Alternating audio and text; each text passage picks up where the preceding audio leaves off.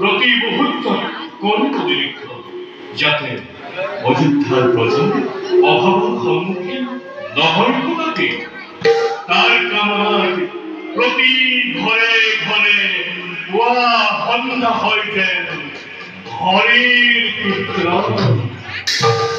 মহারাজ অযোধ্যার প্রতি ঘরে ঘরে নিত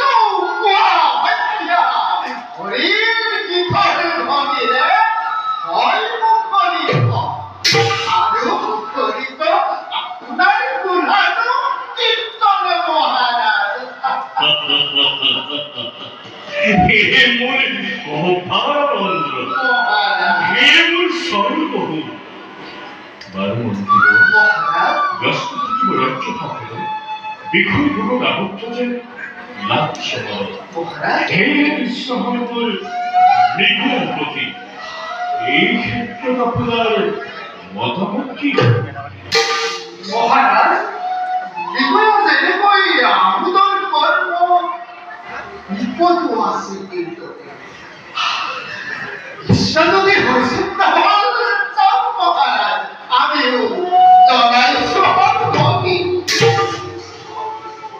হেলপ্তি কুঞ্জয় তোমার দেখতে বিখ্যাতদের লাগিছে আছে আসলে কি তোমার কিবা মতামত অকাত করে তুমি নকরি পাবো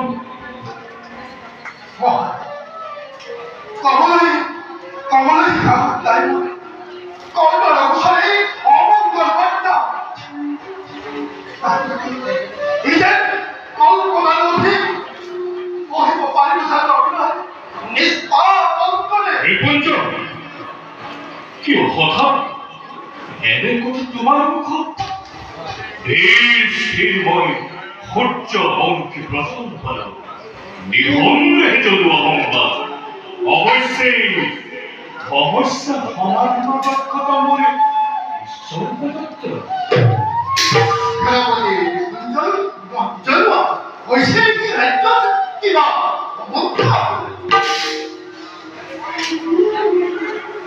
ৰাজ্যভাষা সমৰ্থিত আৰু কেৰপ্ৰতি দেৱপ্ৰতে ৰাজ্যত বিদ্ৰোহৰ কৰিছে সূচনা সময়হীন হয় দেৱপ্ৰতি বিদ্ৰোহ ঘোষণা কৰিছে মোৰ বিৰুদ্ধে। হয় মহাৰাজ গুপ্তচৰৰ মুখে পালপ্ৰমাণ অনুসন্ধানী সৰল গোপনে যথেক্ষ প্ৰমাণ পালকাৰী মন্ত্ৰী কাহিনীৰ ক্ৰোশক্ৰান্ত কৰি ৰাজঘটা সময় সিংহই ৰাজ্যত বিদ্ৰোহ কৰিছে সূচনা আৰু সেনাপতি দেৱব্ৰতে এই কাৰ্যত কৰিছে সহায়। মন্ত্রী বল মহারাজ আপনার কন্যায় কঠোর বিচার করো কিহত কন্যা জামাতা নকল বিচার রাজত্বী নাই পবিত্র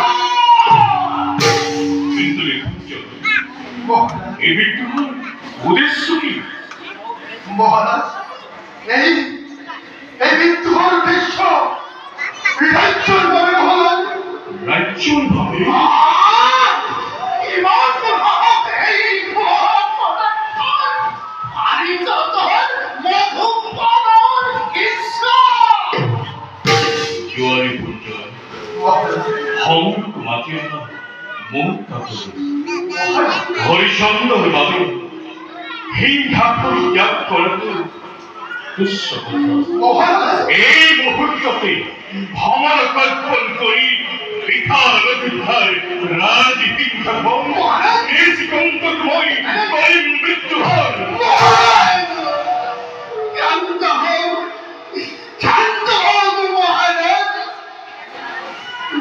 জীবন্ত তারা অযোধ্য জনকের রাজহিংসা অর্পণ করি আপনি এই হচ্ছ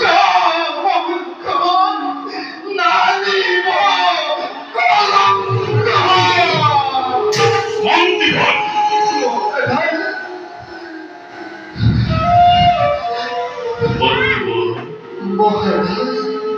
হে রাজভক্ত মহাপুর মহারাজ হয়তো আছে সংশোধন অবশ্যই ভয়ক করিম তার উচিত বিষয় রেগুঞ্জন বিগতের ক্ষেত্রে করে কারিগর প্রার্থনা রথী খন্ড হম যতক্ষণে বিগুয়া সম্ভার জোগাড় করে রাখিব তুমি আজিলৈ কথা ইমানতে